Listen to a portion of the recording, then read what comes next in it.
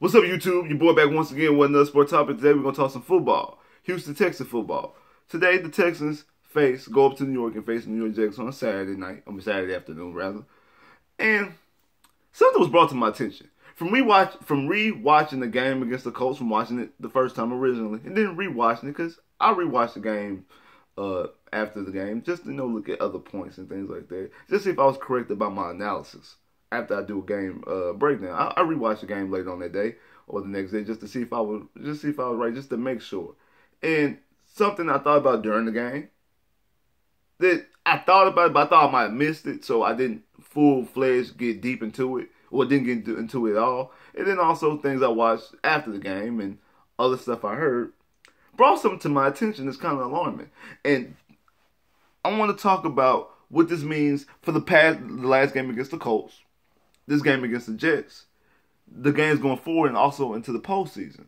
How free agency, and also how it could affect potential free agency as well.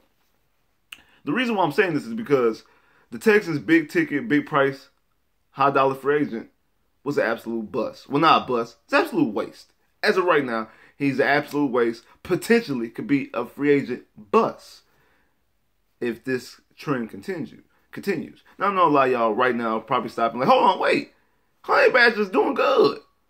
I'm about to go get me a number 32 jersey. What you talking about, baby? Honey Badger's doing good. He get the team inspired. He make turnovers. He be out there balling. Now, talking about Honey Badger. Honey Badger's the biggest name, but not the biggest free agent.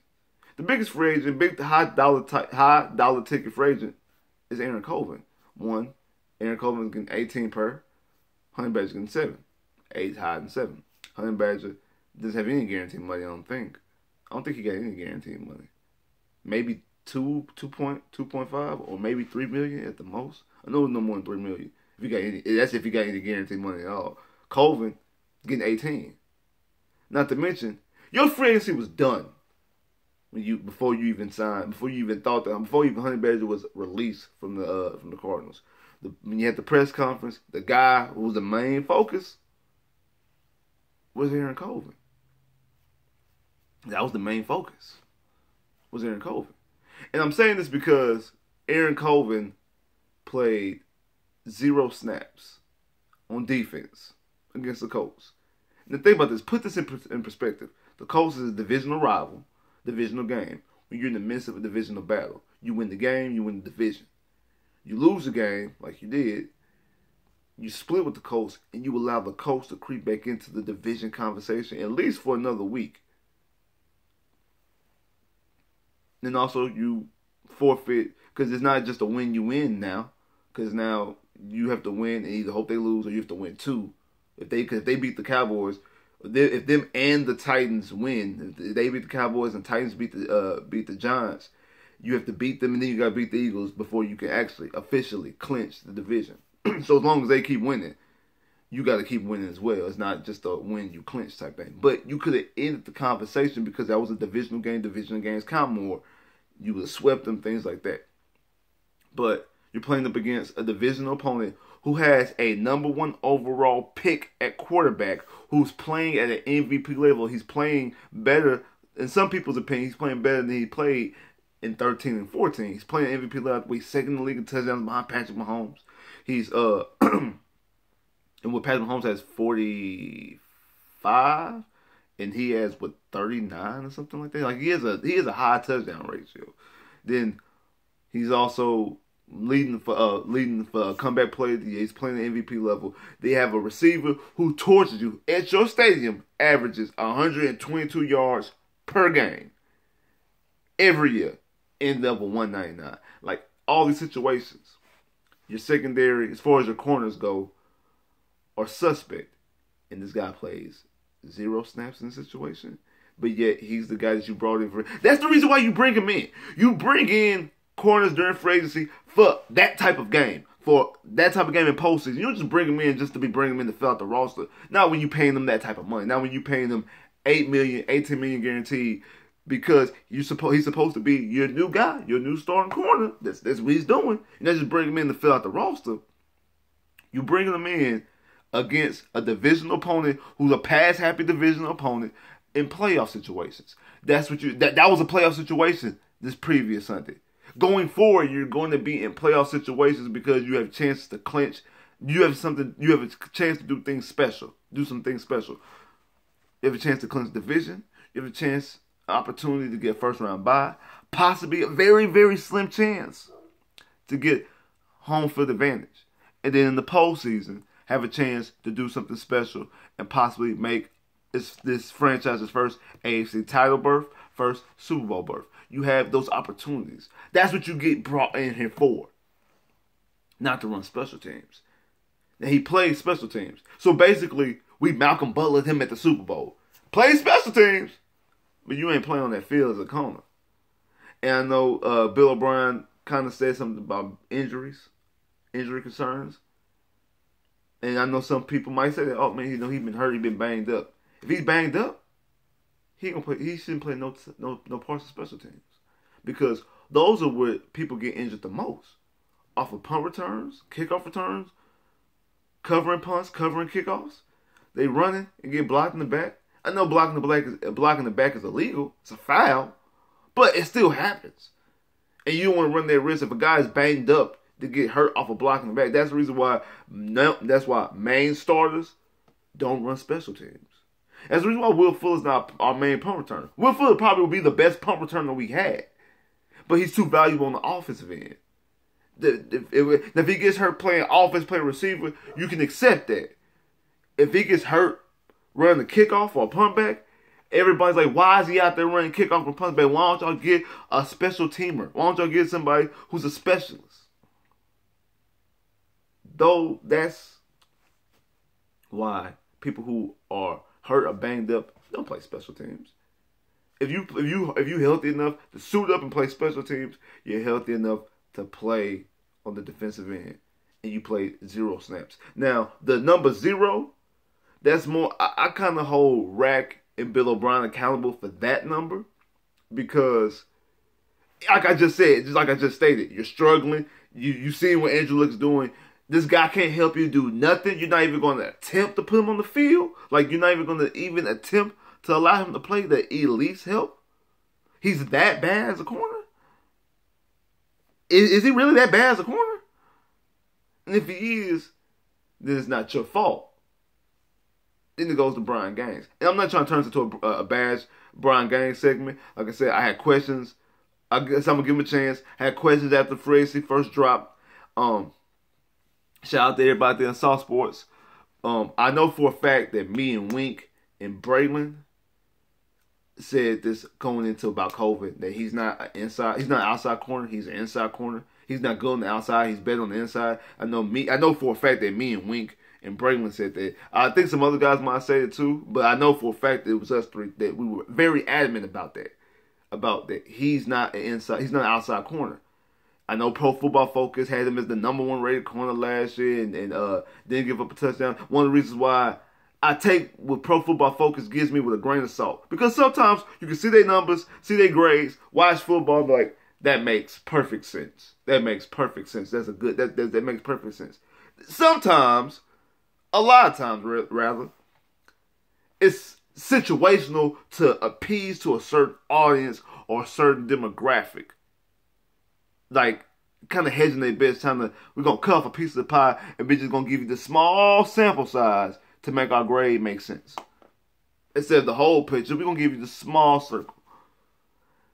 And that's the reason why, and with Colvin, I'm like, he played with Bouye and Ramsey. He played with 2 All-Pros.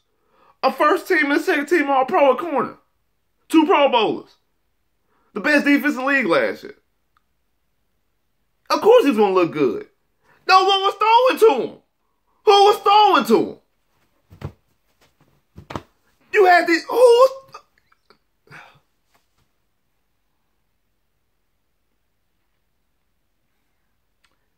If he was that good of a grade, because he was there before Ramsey, Jacksonville would never have drafted Ramsey.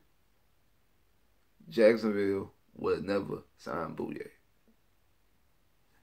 But you fell into the grade, and I get that. You thought maybe you could do something. We thought maybe him and Kevin Johnson, you could probably get something out of it.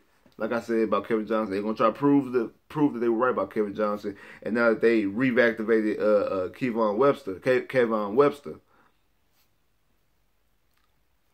Kevin Johnson's not gonna be playing no more. He can't come back because now you can only activate 2 people from your IR, and you've already did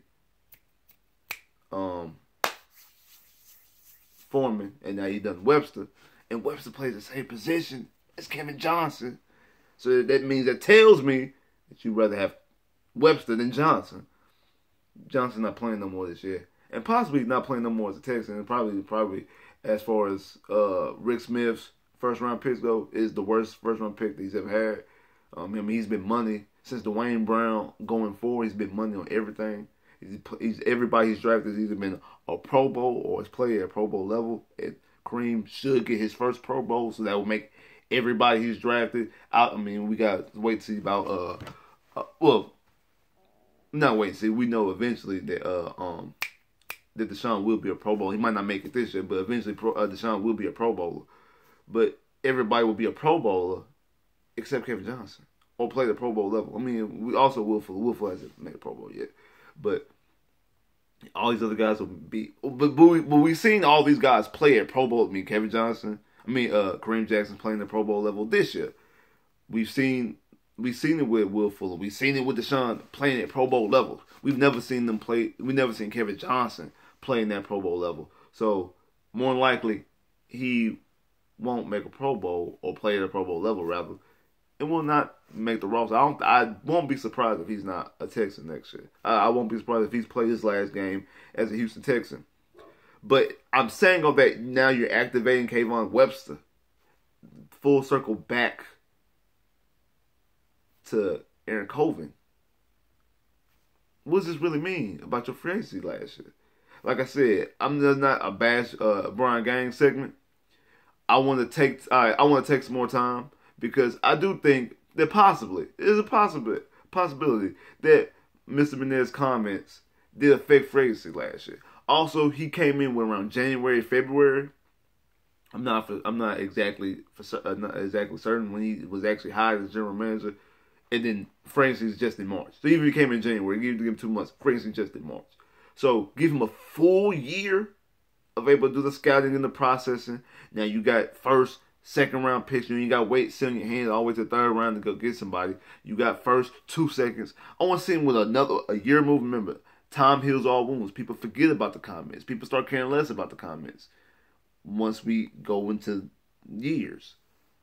See him with this offseason. See what he does. Also, the team is winning. Last year, the team, even though Deshaun had that amazing 6-game stretch, the team was still 4-12. This team here should be a 12-4. Should be a 12-4 team. Should be a team with a 2nd round bye. I mean, a 1st round bye. It should be a number, at the very least, number 2 seed, number 3 seed. So those things attract free agents as well. Those type of things. Okay, yeah, I can be on this team. I can make this team a championship team if the team falls short, or if the team wins a championship. I want to be a part of it. So I want to see when he has more things working in his favor and not be more behind the 8-ball like he was last year to a certain degree. So I'm not gonna bash him on that, but this signing here looks like it's a bad signing. Looks like it's a potential bust of a signing. Now who knows? A year later, a year into the defense, everybody's playing better. He might even elevate his game. You get Justin Reed another year. You draft another corner. You bring in somebody else. You might see his level of play better.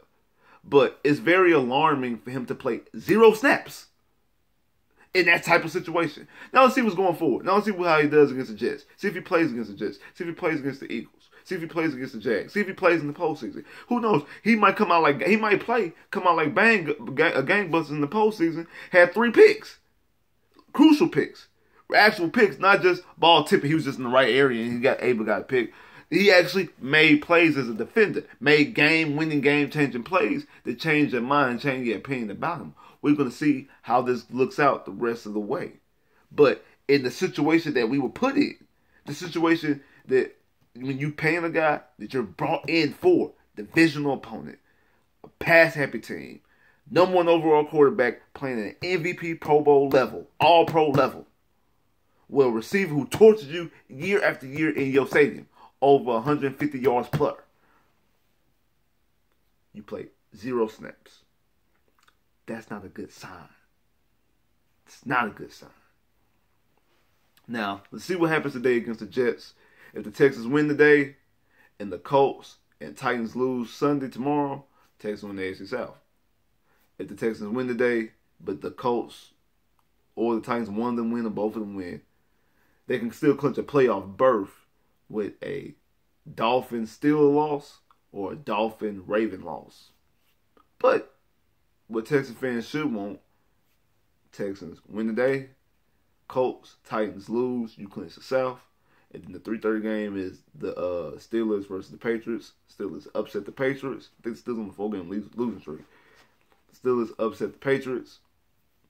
Texans are thrown to number 2 seed. They play the Eagles and the Jags, and more likely Carson Wentz might not play for the Eagles because he has a fractured back. And if the Cowboys win, they win the NFC East, so the Eagles won't have nothing to play for. And actually, even if the Cowboys lose, the Eagles still don't have nothing to play for. I highly doubt the Eagles think they can win the division. And you don't want to risk getting your quarterback hurt. You want to keep him for longer. Like I said, I never really thought Carson Wentz was fully healthy anyway, to be honest with you. I thought it don't make sense that Carson Wentz got hurt in November, and y'all threw him back out there in, September? Yeah. He played week 3, week 4. Yeah, he played either week 3 or week 4. he started his first game. He got hurt a whole month after Deshaun, and his injury was worse because he had an MCL and ACL. It wasn't just a straight ACL tear. He had a worse injury and came back 2 weeks after Deshaun. He got hurt later, and it was a worse injury. And he came back. He came back basically the same time. I didn't like that from an Eagles standpoint, from a Carson Wentz standpoint. Like I thought that was too soon. He should have waited mid-season to come back, if not come back at all this year. But I understand you see Nick Foles lead your team to the Super Bowl and win the MVP. You want to play because you want to prove that you were the guy. I understand that. I don't think he was fully healthy. But that's neither here nor there. You don't want to risk him getting hurt going forward. So I think that the more likely the Eagles would sit him.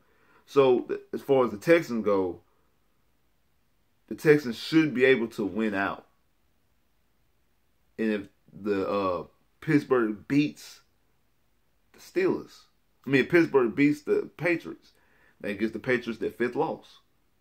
And if the Texans can win out and be 12-4, you could be the number 2 seed. Do something that this franchise has never done. Be the number 2 seed. You let the playoff chips fall to you. You let that wild card. You use that to get even more healthier. You let that wild card weekend handle itself. You host a game divisional Sunday. Potentially could end up depending on what happens against the Chiefs and whoever they face, or even the Chargers, because the Chargers can still win the division. Whoever they face, you still might end up hosting the AFC Championship game in NRG with the number 2 seed. So the best opportunity for you to win is to get a home field, either home field advantage or a bye. At the very least, the bye. And you have opportunity to do that. It's actually sitting in your hand. You should be favored the next 3 games. Do what you gotta do. Handle your business. Like, share, subscribe. If you haven't, comment below. If you haven't, click that bell, get more videos. I holla.